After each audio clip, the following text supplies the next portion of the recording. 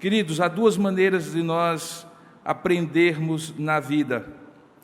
E, obviamente, que há outras, mas pelo menos duas que, sem dúvida alguma, são dois processos de aprendizagem que acontecem conosco desde a mais tenra idade e, de certa maneira, acontecem durante toda a vida de cada um de nós. Nós aprendemos imitando ou evitando imitar, comparando-nos ou contrastando-nos com outras pessoas. Para tanto, na vida nós precisamos ter referenciais positivos que se tornem ideais, que a gente olhe e diga assim: eu quero fazer assim, eu quero ser assim, eu quero imitar esta atitude, esta pessoa desta forma. E também referenciais negativos, que a gente olhe e diga assim: eu não quero ser assim, eu não quero agir assim, eu não quero me tornar isso aí que eu estou vendo. Então, de certa maneira, todos nós aprendemos e ensinamos pelos bons exemplos e pelos maus exemplos. Curiosamente, isso é um método bíblico. E muitas histórias que estão na Bíblia, inspiradas pelo Espírito Santo, porque Deus colocou na mente daqueles autores, como Lucas, o evangelista que escreve o livro de Atos, para nos dar, ao longo deste livro, bons exemplos e maus exemplos. Bons exemplos para imitarmos, maus exemplos para evitarmos e nos contrastarmos com eles. A narrativa de Lucas, que é o único livro histórico que vai narrando as histórias de como a igreja inicialmente se estabeleceu em Jerusalém, depois em Judeia, Samaria e chegou até os confins da terra, pinça certos personagens, alguns dos quais nós fomos apresentados, e eles estão ali pinçados e apresentados para nós, para dizer assim: sejam assim, façam assim, não sejam assim, não façam assim. No nosso último episódio dessa segunda temporada da série Edificarei a Minha Igreja, quando a igreja já saiu de Jerusalém e se espalhava na Judeia e na Samaria, nós tínhamos deixado aquela igreja saindo de Jerusalém por causa de uma mega perseguição, uma perseguição sistêmica, diferente de tudo o que tinha acontecido antes, que fez com que toda a igreja e os cristãos tivessem que sair correndo de Jerusalém, com exceção dos apóstolos que ficaram lá para manter o mínimo de atividade daquela igreja, que já era uma grande igreja em Jerusalém. Mega perseguição essa que era impulsionada e perpetrada por um mega perseguidor que era Saulo de Tarso. Aquele homem que tinha presenciado e dado o seu voto de consentimento na morte de Estevão, o primeiro mártir cristão, e que se tornara agora um preposto do Sinédrio, com cartas precatórias que ele levava para onde quer que ele encontrasse cristãos, para trazê-los a juízo e matá-los por causa da fé. E junto desta mega perseguição perpetrada por este mega perseguidor, nós encontramos um diácono que se torna um mega pregador, Filipe. Ele prega na cidade de Samaria, um lugar para onde dificilmente um judeu iria. E ali uma grande repercussão do seu evangelho, muitos aderem ao evangelho, e nós deixamos o nosso último episódio falando que houve naquela cidade uma grande alegria, e a grande alegria era decorrente do fato de que muitos ali tinham se entregado a Jesus Cristo. Como ele mostra um bom exemplo de um mega pregador, mesmo sendo alguém que não era apóstolo, era um diácono que teoricamente tinha sido elegido para cuidar de uma ação prática na igreja, mas que agora, despertado por Deus, tinha se tornado um grande evangelista, como seu companheiro Estevão, que pagou com a própria vida aquele ministério. Tendo salientado essa figura chamada Filipe, e vendo como ele foi usado por Deus em Samaria, Lucas usa o método que eu acabei de mencionar e nos apresenta um contraste de alguém que nós não devemos imitar. O nome dele é Simão o Mágico, e o texto que nós vamos ler baseando esse nosso segundo episódio da série, da segunda temporada, é Atos capítulo 8, a partir do verso 9, para aprendermos o tema de hoje, que é das trevas para a luz, mas ainda com algumas sombras. Das trevas para a luz, mas ainda com algumas sombras. E nós vamos ver na história desse homem e como Deus usou um momento da sua história para levá-lo das trevas para a luz.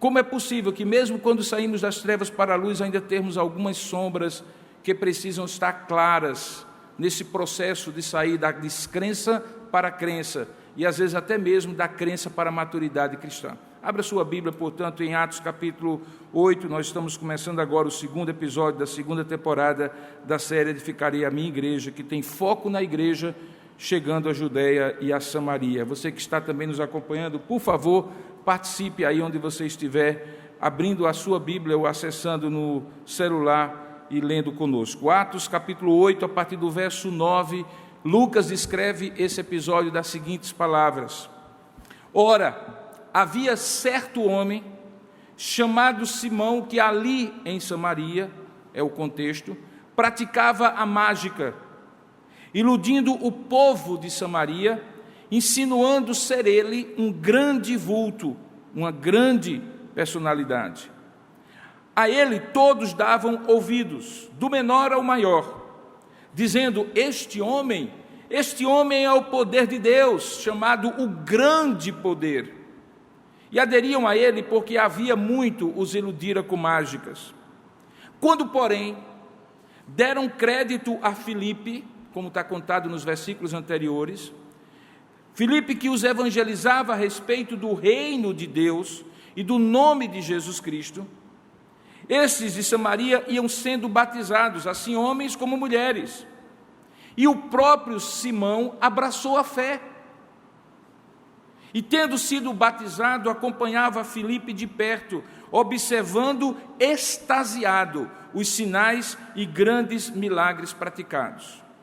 Ouvindo os apóstolos que estavam em Jerusalém, lembra, eles não foram dispersos, eles continuaram lá, que a região da Samaria recebera a palavra de Deus, enviaram-lhe dois dos apóstolos chamados Pedro e João, sempre eles, os quais, descendo para lá, para a região da Samaria, oraram por aqueles que tinham se convertido, que tinham abraçado a fé, para que recebessem o Espírito Santo. Porquanto não havia ainda descido o Espírito Santo, está implícito, sobre nenhum deles, mas eles tinham somente sido batizados, eles somente haviam sido batizados em o nome do Senhor Jesus.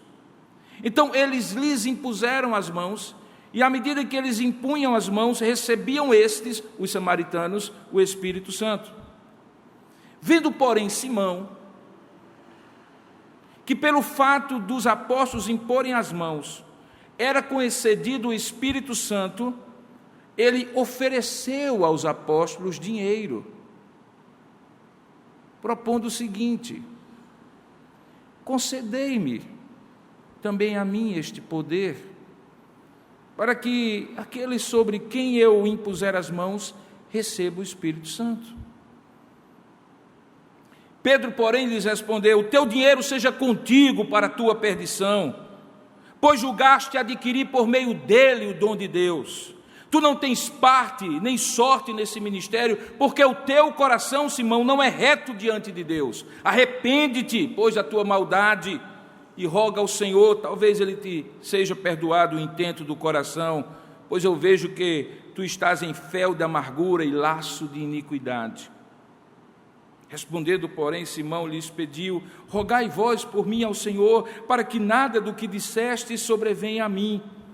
Eles, porém, havendo testificado e falado a palavra do Senhor, voltaram para Jerusalém e evangelizavam muitas aldeias dos samaritanos. Que Deus aplique a sua palavra lida ao nosso coração e possamos aprender das trevas para a luz, mas com algumas sombras. Oremos. Ó Deus amado e querido Pai, nós rogamos a tua bênção sobre aquilo que vamos expor da tua palavra. Como sempre lembramos, ela é suficiente por si só para falar ao nosso coração, pois foi inspirada pelo teu Espírito. Mas na hora em que nós nos propomos a ler esta palavra, a compreender esta palavra, a expor esta palavra, nós precisamos, ó Deus amado, que este mesmo Espírito abra o nosso entendimento, ilumine a nossa mente, para que não possamos compreender errado aquilo que está escrito. Antes, pelo contrário, possamos aprender a tua verdade, que nos instrui, nos exorta, nos corrige, nos edifica, nos conforta e nos direciona naquilo que é verdadeiro. Fala conosco, tanto os que aqui estão, como os que estão à distância, e até mesmo aqueles que vão ouvir essas palavras tempos depois delas serem proferidas. Dá-nos a tua iluminação, fala conosco, nós te daremos toda a honra, glória e louvor, como sempre queremos fazer, em nome e para a glória de Jesus. Amém e amém. Algumas coisas causam estranheza nesse texto, e antes de tudo eu preciso explicá-las para que você possa compreender. Quando Jesus falou para aqueles discípulos em Atos capítulo 1, verso 8, que eles deveriam permanecer em Jerusalém até que do alto eles fossem revestidos de poder, porque esta tinha sido a promessa que Deus havia feito para os seus apóstolos, como cumprimento de uma promessa muito mais anterior, feita pelo profeta Joel no capítulo 2, verso 28 a 32, que diz que nos últimos tempos ele derramaria o seu espírito sobre toda a carne. A ideia, obviamente, é que, como diz Atos 1:8, uma vez sendo empoderados pelo Espírito Santo, aquele sentimento e atitude de covardia, de autopreservação que os fazia se esconderem no cenáculo em Jerusalém durante 40 dias, e quase esquecendo daquela missão que Jesus havia dado, ide por todo mundo e pregai o evangelho a toda criatura, quando ele recebe, ou quando eles recebem este Espírito, diz o texto, eles seriam capacitados, empoderados, autorizados, ungidos pela presença do Espírito Santo, que não estaria mais apenas no meio deles, mas neles, como a promessa de João capítulo 14 diz, para que eles fossem testemunhas, tanto em Jerusalém, onde eles estavam, como em toda a Judéia, a região ao redor de Jerusalém, Samaria, um círculo um pouco maior de distância, e até os confins da terra, fosse onde fosse. Nós vimos na primeira temporada desta série que eles permaneceram em Jerusalém, o Espírito Santo desceu sobre eles em Atos capítulo 2, e eles foram testemunhas ali em Atos capítulo 2, de modo que aquela igreja que começou com 120 homens, dos quais 12 apóstolos, de repente tinha 3.000, de repente tinha 5.000, e chegou um ponto que Lucas nem fazia mais a conta, tantos eram os cristãos que tinham se convertido ali. Vem a perseguição, porque aquela igreja estava, de alguma maneira, acomodada a testemunhar apenas Jerusalém, e eles são espalhados, chegando até a Samaria. A Samaria representava, naquele momento, um segundo momento de transição daquele ideário, daquele esboço, daquele programa de expansão da igreja, que dizia que ela deveria ser testemunha em Jerusalém, mas também e ao mesmo tempo em toda a Judéia, mas também e ao mesmo tempo em toda a Samaria, mas também e ao mesmo tempo até os confins da terra. Aqueles samaritanos que receberam o evangelho por intermédio de Filipe, o diácono evangelista, receberam o mesmo evangelho que aquelas muitas nações que estavam para a festa de Pentecostes, em Atos capítulo 2, também tinham recebido. E naquela ocasião eles receberam a partir do derramamento do Espírito Santo, que causou um alvoroço a ponto de alguns acharem que aqueles homens estavam embriagados. Pedro aproveita essa provocação e prega o evangelho no primeiro sermão da igreja cristã em toda a sua história, e 3.000 se convertem. Agora acontece algo diferente. Filipe vai a Samaria, como nós vimos no último episódio, e prega o evangelho. É o mesmo evangelho, o evangelho centrado na pessoa de Cristo. E diz o texto que muitos aderem àquele evangelho, aqui mesmo, como está dizendo, ao ponto de, no verso 12, darem crédito, ou confiarem, ou crerem em Filipe, que os evangelizava, diz o texto no verso 12, a respeito do reino de Deus e do nome de Jesus Cristo. E como era natural e esperado, baseado na maneira como Deus disse que eles deveriam fazer discípulos de todas as nações, Samaria estava incluído, e que deveria batizá-los em nome do Pai, do Filho e do Espírito Santo, e ensinar todas as coisas que eles tinham recebido de Deus, assim acontece. Eles confiam na pregação de Filipe, se entregam a vida a Jesus Cristo e são imediatamente batizados. E a partir dali começa, como naturalmente aconteceria, um processo de discipulado, de acompanhamento daqueles novos convertidos, tentando aplicar ao contexto em que eles estavam. Não eram judeus, eram samaritanos, não estavam em Jerusalém, estavam em Samaria, já era uma segunda leva de crescimento da igreja, numa região que até então a igreja não tinha alcançado, e que naturalmente precisava de aplicações da palavra de Deus específicas para o contexto em que eles estavam.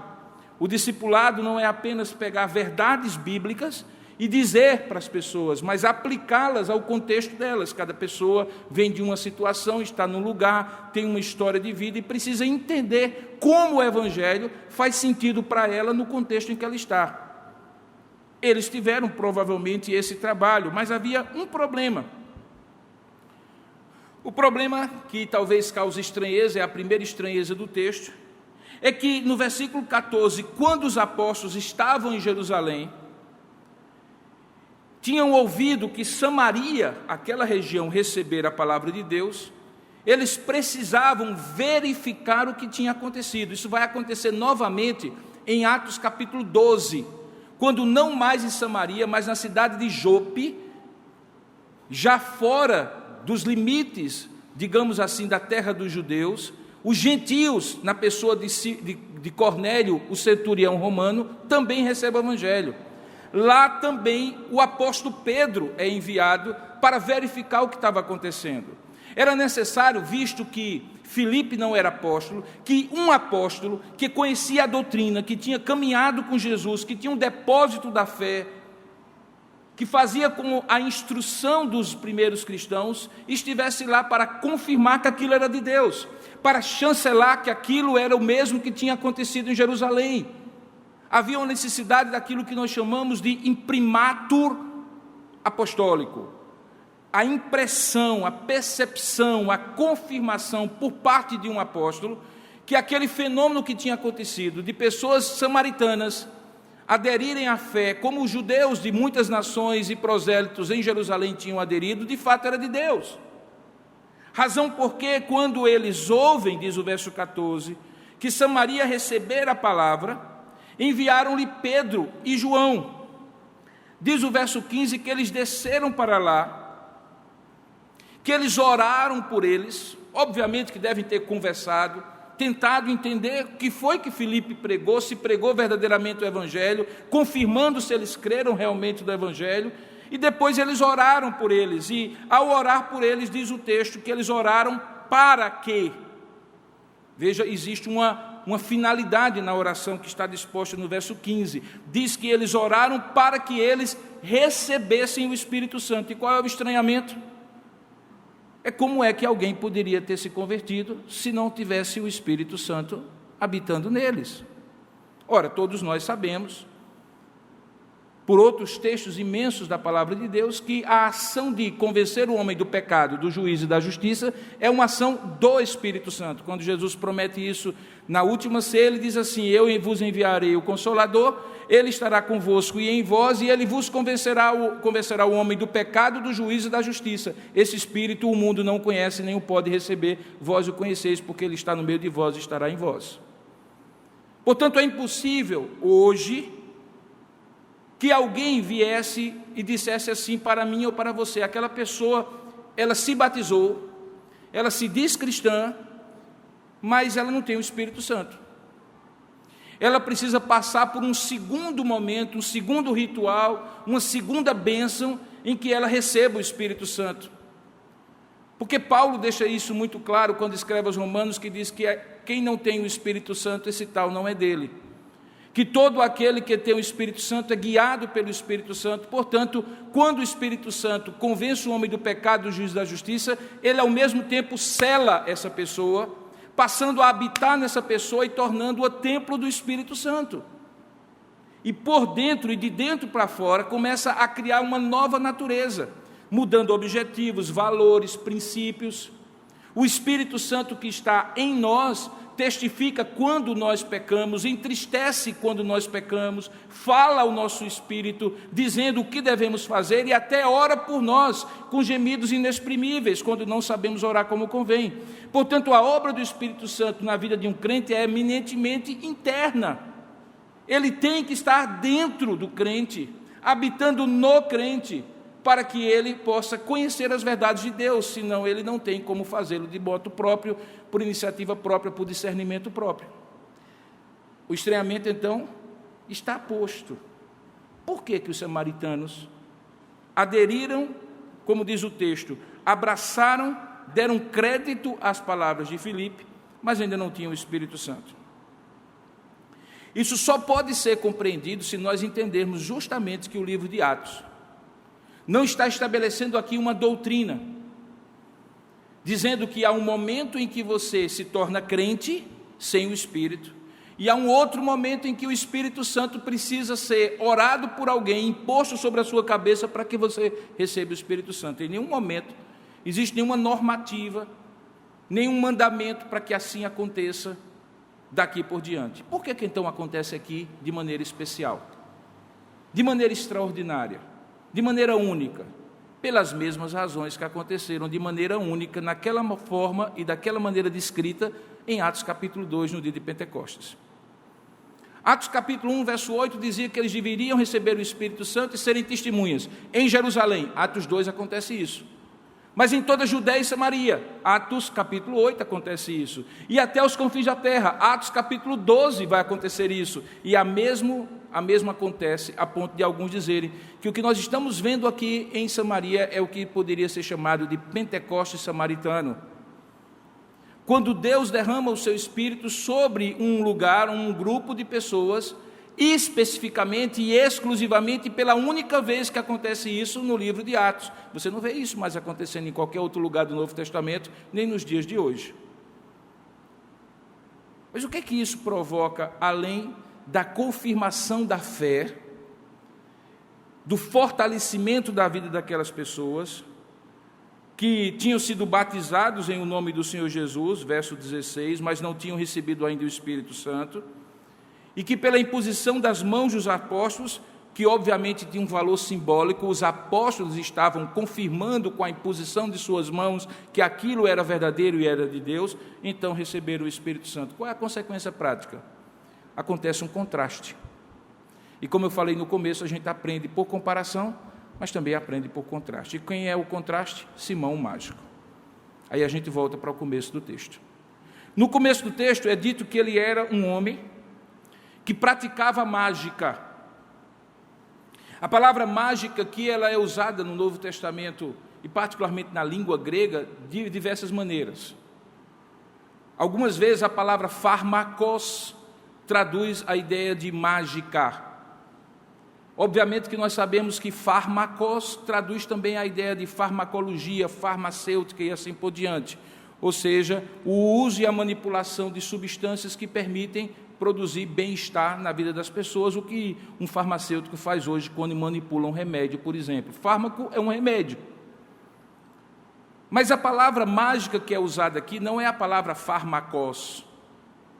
É uma outra palavra que traduz a ideia de algo que era místico, esotérico, misterioso, relacionado a algum tipo de crença, em algum tipo de religião de mistério. As religiões de mistério do primeiro século eram conhecidas como sendo religiões esotéricas, muitas vezes de natureza gnóstica, que tentavam dar àqueles praticantes dessas religiões uma espécie de conhecimento sobrenatural, oculto, criptografado, que só iniciados em determinados rituais chegavam a acessar. Possivelmente Simão fazia parte ou tinha conhecimento de algum tipo de religião de mistério, e essas religiões de mistério trabalhavam a ideia de que alguém era dotado de poderes mágicos para fazer determinados efeitos que, diz o texto, faziam com que o povo, veja ali, verso 9, fosse iludido por ele. E ao fazer isso, veja que Lucas descreve que, ao fazer essas mágicas, ele insinuava, ele dava a impressão que era ele um grande vulto. A expressão aqui era de alguém especial, superdotado, um paranormal, ou alguém que tinha um poder que não era poder de todos, que era poder somente dele. Ao ponto de que, como diz o verso 10, muitos darem ouvidos a ele, tanto os menores, mais imaturos, como até mesmo as pessoas maiores e mais maduras. E todos chegavam a uma conclusão: este homem é o poder de Deus, chamado grande poder. Consequentemente, o impacto que esse homem produzia na pessoa fazia, como diz o verso 11, muitos aderirem a ele porque ele os iludira com mágica. Nós não estamos falando aqui de ilusão, aquela mágica de palco, que algumas pessoas com uma velocidade muito grande das mãos dão a impressão que estão fazendo uma coisa, quando na verdade não é. Não estamos falando de ilusionismo, nós estamos falando de religiões de mistério, de mágicas, de ocultismo, de esoterismo mesmo. E isso fazia com que muitos fossem iludidos. Perceba que a partir do verso 12, aí as duas histórias se encontram. Filipe, um homem simples, que não era apóstolo, que tinha sido perseguido e saído de Jerusalém, por onde anda prega o evangelho, começa a pregar o evangelho naquele lugar, e muitos dão crédito a Filipe. E aí você vê o contraste que Lucas está criando na narrativa. Veja, até então sobre Simão o mágico, ele só disse que Simão iludia as pessoas. Elas também davam crédito a ele, mas de maneira ilusória, enganosa. Ele as iludia, as enganava. Filipe, a ele, eles também davam crédito, mas eles davam crédito não porque ele era um grande vulto. Veja o contraste aqui do que deve ser feito e do que não deve ser feito, do que deve ser o ideal e do que deve ser o rejeitado, o evitado. Porque enquanto o que Simão fazia trazia glória para ele, todo mundo dizia: rapaz, olha uma coisa, e atraía tudo para ele, e como a gente vai ver lá na frente, possivelmente ele ganhava um por fora, pagando as pessoas para verem as mágicas e os supostos benefícios que ele fazia. Quando Filipe prega, quem é que recebe a glória? Diz o texto que ele pregava sobre o reino de Deus, veja aí no verso 12, e o nome de Jesus Cristo. O foco era o outro era Jesus. Veja o contraste que Lucas está traçando na narrativa. Tudo ia bem como duas retas paralelas que nunca se encontram nem mesmo no horizonte, como nós sabemos da geometria, até que essas duas retas paralelas se encontram. Por quê? Porque Filipe não se torna mágico, é o mágico que se torna crente. Diz o texto que, no verso 13, o próprio Simão abraçou a fé. Você vê que tem alguns termos aqui que são diferentes de dizer assim, se converteu, mas são sinônimos. Muitas vezes apenas focam aquilo que podia ser visto. Então, quando diz que, por exemplo, eles davam crédito, é algo semelhante a eles acreditarem aquilo que estava sendo pregado. Quando diz aqui que o próprio Simão abraçou a fé, também é um eufemismo, uma figura de linguagem, talvez, eu não recordo o nome exatamente, que coloca em uma figura comparativa um ato de abraçar, quando na verdade é um ato de crer. Tanto é que ele realmente se tornou cristão, que diz o texto que ele foi batizado. Verso 13, tendo sido batizado, e acompanhava Filipe de perto. Mas aquele era o tipo crente novo convertido, com costumes ainda da velha vida, da vida antiga, com práticas que ainda ele precisava renunciar, ser discipulado, entender que elas eram perniciosas, que elas não deveriam continuar sendo praticadas, que elas deveriam ser abandonadas. Esse processo de santificação é um processo contínuo na vida de alguém, precisava ser contínuo na vida de Simão. Ele tinha entendido o Evangelho, ele tinha abraçado a fé, ele tinha professado Jesus e por isso tinha sido batizado, mas tinha muita coisa em alguém tão envolvido nas artes do ocultismo que precisavam ser abandonadas. E como isso fica claro? Porque diz o texto no versículo 13, onde estava o olhar dele? Diz que ele acompanhava Filipe de perto, com os olhos, como a gente diz no Nordeste, buticado em cima dos sinais e prodígios que Filipe fazia. Eu até imagino o que passava na cabeça de Simão. Agora eu encontrei. Meu amigo, agora é outro patamar. É outra história. É um tal de um Espírito Santo que esse homem prega, que o povo de fato é mexido e se entrega, que olha, aquelas coisas que eu fazia nem chega perto. Está ali Simão extasiado com aquela situação, com os olhos, vendo os sinais e grandes milagres praticados pelos cristãos e pelo Filipe, evangelista, diácono evangelista. Essa história poderia ter terminado ali como a história de um novo convertido, que de maneira imatura está desenvolvendo a sua salvação, entendendo certas coisas que ele não precisa, que não conseguia entender, e que vai entender à medida que ele conhecer a palavra, conviver com Deus e assim por diante. Ele certamente tinha saído das trevas, certamente encontrou a luz, mas como todos nós, no meio da luz há algumas sombras. E a sombra de Simão era a ambição. Fica claro que o problema de Simão era maior do que simplesmente ficar extasiado com as práticas ocultistas. Eu me recordo de uma pessoa que eu conheci há muitos anos e que fazia parte de 2 sociedades secretas. E essas sociedades secretas tinham um quê de religião, um quê de esoterismo, de ocultismo. Só que uma era socialmente, ainda hoje, socialmente mais aceitável, e outra, quando as pessoas ouvem o nome dela, ficam meio que ressabiadas. E eu perguntei para ele se uma só não era suficiente para ele. Por que a necessidade dele envolver-se naquelas 2 sociedades secretas? E ele então me respondeu o seguinte: essa daqui eu garanto a eternidade, e essa aqui eu garanto o dia a dia no que eu preciso.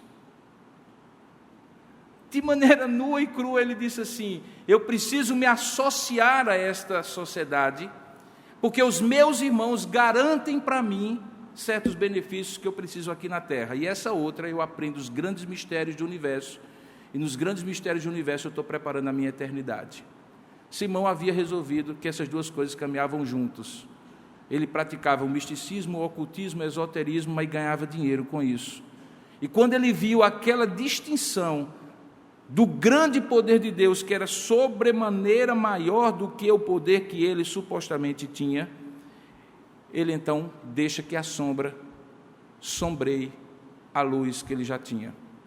No verso 18, diz o texto, que vendo, porém, Simão, ele associou as coisas, que pelo fato de imporem os apóstolos as mãos, era concedido o Espírito Santo, ele chegou à conclusão do tipo, quem disso usa, disso cuida, que os apóstolos talvez estivessem ganhando alguma coisa com isso.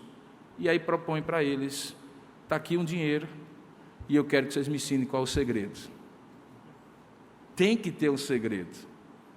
Eu sei os meus segredos, mas vocês têm um segredo que eu não conheço, que é muito mais poderoso do que o meu. Quanto custa? Todo homem tem o seu valor, está aqui. Me diga, está aqui o dinheiro. Eu quero que vocês também me deem o dinheiro, para que no verso 19, como diz, eu tenha este poder, para que sobre quem eu impuser as mãos receba o Espírito Santo. Eu já tive algumas experiências de encontrar com certas pessoas, e uma delas dizia assim: Deus colocou nas minhas mãos um poder, e quando eu toco, eu sinto que Deus toca as pessoas. Onde eu ponho a minha mão, a cura, a bem-estar, a transformação. Nas minhas mãos há poder. Eu me lembro dessa pessoa, que eu conheci há muitos anos. Ele supostamente achava que nas suas mãos ele centralizava toda a energia do planeta, e por isso ele fazia todas as coisas que ele fazia de pés descalços, para ficar emanado com o poder magnético da Terra, com todos os poderes do universo, e tocava nas pessoas, e pelas mãos dele, essas pessoas eram curadas. De vez em quando se aparecem pessoas que cruzam o mundo, cruzam o globo, para receberem poderes supostamente curativos, miraculosos, de pessoas que com as mãos fazem aquilo que nem a medicina faz. E, curiosamente, essas pessoas, apesar de serem pessoas supostamente espirituais, gostam de dinheiro pra caramba, cobram caro, dizem que precisam, por alguma razão. Assim era Simão. Então, daquilo que ele usava, ele cuidava, ou daquilo que ele cuidava, ele usava, como seja, e dispôs então para os discípulos apóstolos: dá-me esse dinheiro para que sobre aquele que eu puser as mãos receba o Espírito Santo. Só que ele entrou errado. Ele foi propor isso a um sujeito chamado Pedro, que da última vez que a Bíblia registra, ele no tempo de Jesus já tinha uma espada desembainhada cortando a cabeça. Ele queria cortar a cabeça, foi porque o cara afastou e tirou só a orelha do servo do sumo sacerdote. Sujeito temperamental, mas que aqui não tem nada a ver com temperamento. Pedro fica indignado com aquilo, e aí novamente Lucas faz o contraste. Veja, toda essa história é baseada em contraste. Um visando dinheiro, outro não visando dinheiro. Um visando a glória de Deus, outro visando a própria glória. Um iludindo o outro, falando a verdade e por isso recebendo o crédito daquilo que fala. E agora um ambicionando pelo dinheiro ter o poder de Deus, e outro respondendo nos termos que Pedro responde. E o que fica claro que Pedro responde: Pedro diz assim: o teu dinheiro seja contigo para a tua perdição, porque tu estás perdido. Como ele diz lá na frente, tu estás em fel de amargura e laço de iniquidade, Simão, porque tu julgaste adquirir, e ele faz um contraste de palavras, adquirir aquilo que é gratuito, porque isto é dom de Deus, e dom não se paga, não se compra, não se resolve na forma de negócio. Tu queres comprar o que é incomprável, queres pagar o que é impagável, queres ter aquilo que só Deus dá a quem quer e como Ele quer, e que não tem a ver com projeto pessoal de poder ou de dinheiro. Tu estás perdido, Simão. E quero dizer mais: você está nos acompanhando, saia de perto, porque tu não tens nem sorte, nem parte nesse ministério, porque o teu problema é que o teu coração ainda não é reto diante de Deus. Se Pedro tivesse parado aqui, nós teríamos que rever todo o sermão e dizer assim: esse Simão não era crente, não. Como é que ele faz um negócio desse? Mas veja, que no versículo 22, Pedro exorta ele a tomar uma atitude. Ele diz assim: arrepende-te, pois, da tua maldade, e roga ao Senhor, e talvez te seja perdoado o intento do coração, deste coração. Havia uma expectativa da parte de Pedro que Simão caísse em si, que ele corrigisse o seu comportamento, que ele entendesse que aquela atitude não era a atitude de um cristão, que eram sombras da antiga natureza que agora estavam se projetando sobre a sua vida, que agora era da luz e para a luz. E ele dá a solução.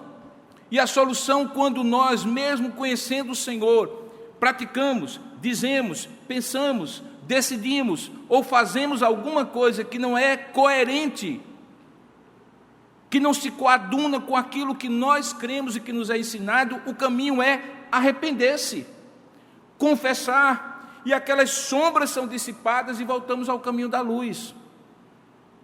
Não é correto imaginar aqui que não tinha jeito para Simão. Tinha um jeito, e o jeito era pela via do arrependimento, como acontece com qualquer um de nós, quando erramos e pecamos, mesmo depois que somos do Senhor, mesmo depois que saímos das trevas para a luz, mas sombras de uma natureza pecaminosa nos faz ser egoístas, ambiciosos, como era o caso dele, orgulhosos, soberbos, autossuficientes, vaidosos, ou qualquer outra obra da carne. Qual o segredo? Não dar lugar à obra da carne, sim ao Espírito, e este é o caminho do arrependimento.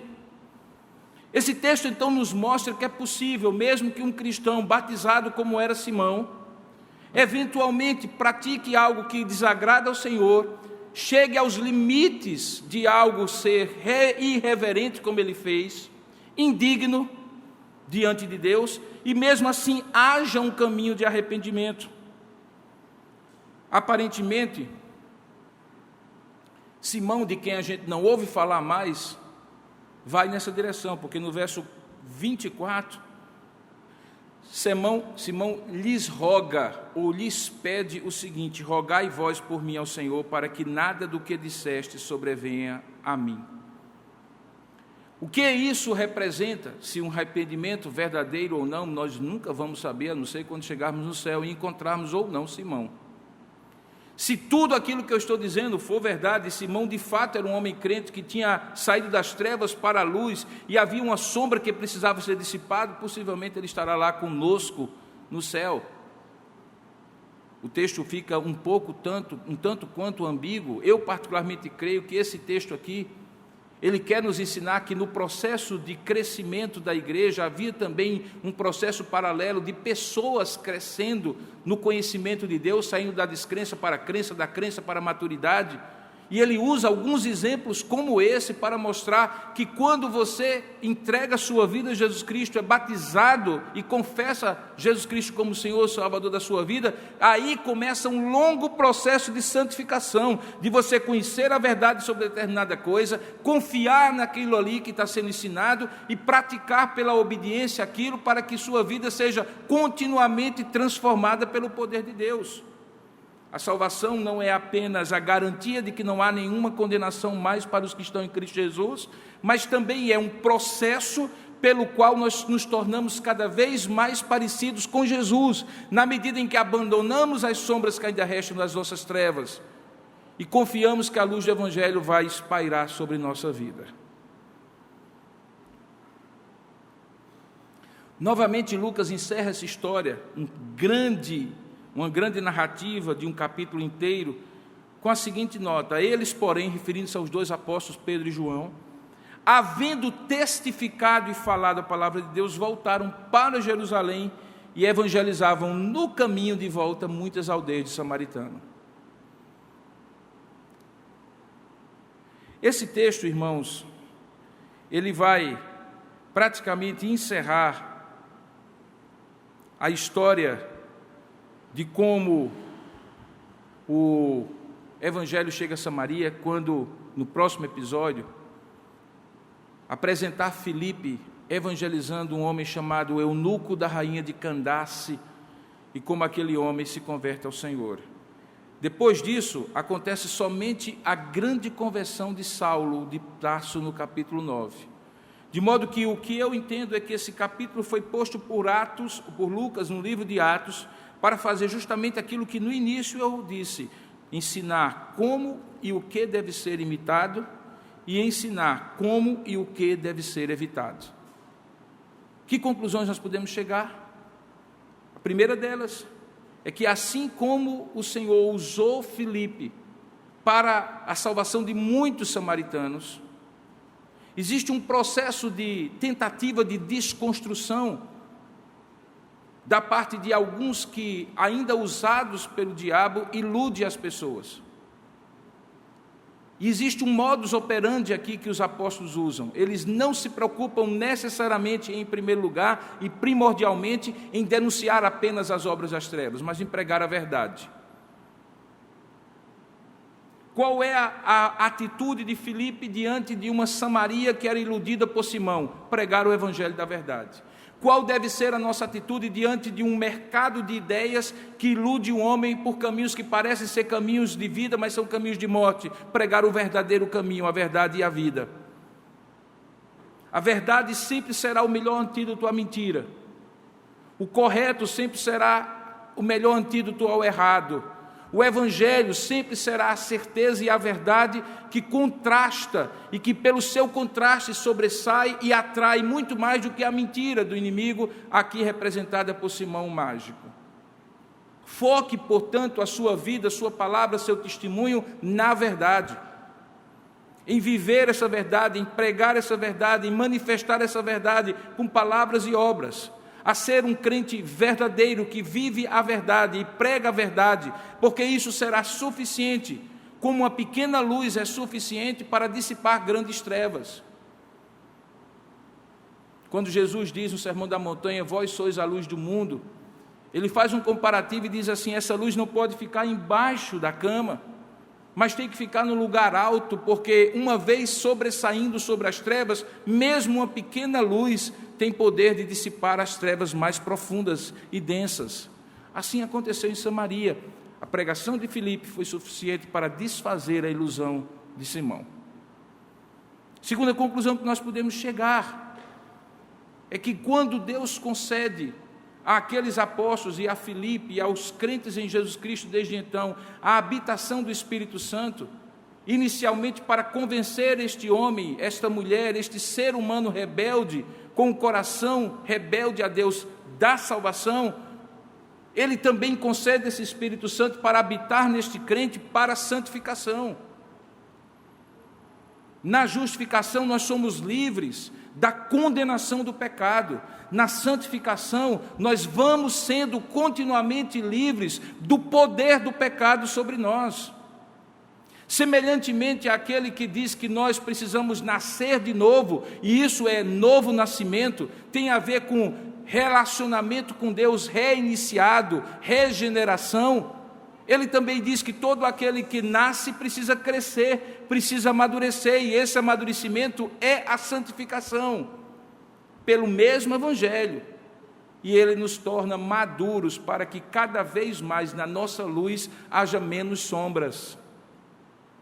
E esse era o processo pelo qual Simão estava passando, ou deveria passar. E curiosamente, neste episódio, nós não sabemos o restante da vida dele, mas neste episódio, Filipe, Pedro, João são usados para ir ao âmago da questão, que não tinha a ver apenas com o ocultismo que ele praticava, mas com a ambição pelo dinheiro que fazia do ocultismo um meio e não um fim em si mesmo. No fundo, havia um ídolo do coração de Simão que era a ambição por ter o dinheiro, o poder, a projeção e tudo aquilo que era dado a partir de então. E quando Pedro fala diretamente a ele, aquilo era um processo de contraste, de exortação, pelo qual a palavra de Deus iria exortar Simão a tomar uma atitude diferente, a deixar as sombras e a ser somente e exclusivamente luz. Assim também Deus faz conosco. Ele conhece qual é o âmago do nosso coração, o nosso calcanhar de Aquiles, aquilo que nos move, o nosso drive, aquilo que nos impulsiona, aquilo que faz o nosso olhar brilhar. Para alguns é a vaidade, para outros o prestígio, para alguns o poder, para outros o dinheiro, para uns o sexo, para outras a ganância. Há ídolos de todos os gostos, de todos os tipos. É preciso escravizá-los ao senhorio de Cristo, submetê-los ao senhorio de Cristo. E só tem uma forma de você fazer isso: projetar a luz do Evangelho para que seja flagrado. O arrependimento só acontece quando você é flagrado na sua culpa, no seu pecado. Por isso que é preciso pensar, espremer o tumor para que ele saia e possa ser curado. Colocar panos quentes sobre aquilo que precisa ser transformado na nossa vida não é o método de Deus. Deus espreme, e esse espremir nos faz arrepender-se, e arrependidos nos faz crescer espiritualmente, amadurecer e nos santificar. Finalmente perceba que essa história que o Lucas conta, ela está acontecendo em paralelo. Eu acho Lucas um excelente narrador do que está acontecendo, porque ao mesmo tempo que ele conta a grande história da igreja, imagina uma novela, imagina uma série, imagina uma obra de literatura, em que você tem vários núcleos da história, vários personagens, ao redor dos quais orbita uma narrativa própria, mas que juntos fazem parte de uma grande narrativa. Lucas é historiador do Novo Testamento, assim como aquelas histórias do Antigo Testamento nos ensinam como Deus foi cumprindo o seu propósito para com todo o povo da aliança e para com alguns em particular que ele destaca e conta como foi a história dessa pessoa caminhando com Deus. E aí aparecem os Abraões, os Davis, os Moisés, os Simões naquilo que é negativo, os Filipes naquilo que é positivo. A história que Deus está narrando mais do que narrando, está construindo, mais do que construindo, está realizando porque Ele mesmo decretou que assim fosse. É uma história que envolve você, que pode estar no papel de um Simão, cuidado, ou pode estar no papel de um Filipe, graças a Deus por isso. A sua história é a construção da história da salvação. Se você vai aprender por contraste ou por imitação, vai depender de quem você vai imitar. Eu espero que a essa altura você esteja imitando Filipe de Samaria e não Simão o mágico. Que Deus nos abençoe. Amém. Vamos orar e vamos agradecer a Deus nesse momento por essa palavra que Ele nos deu. Ó Deus amado e querido Pai, ministra continuamente ao nosso coração pela Tua palavra, aplicando pelo Teu Espírito aquilo que ela mesma manifesta para nós. Cada um de nós, certamente, ouvindo a Tua voz, foi impactado da maneira como Tu queres impactar a vida de cada um de nós, para que sejamos, de fato, aqueles que aprendem por contraste ou por imitação, imitando aqueles homens e mulheres que Tu destaca na Tua palavra e evitando aqueles que Tu mostras que tomaram atitudes não alinhadas com a Tua verdade, com a Tua palavra. Ensina-nos e ajuda-nos a sairmos das trevas para a luz e cada vez mais dissiparmos quaisquer sombras que ainda restam em nós. Dá-nos a Tua graça em nome e para a glória de Jesus. Amém.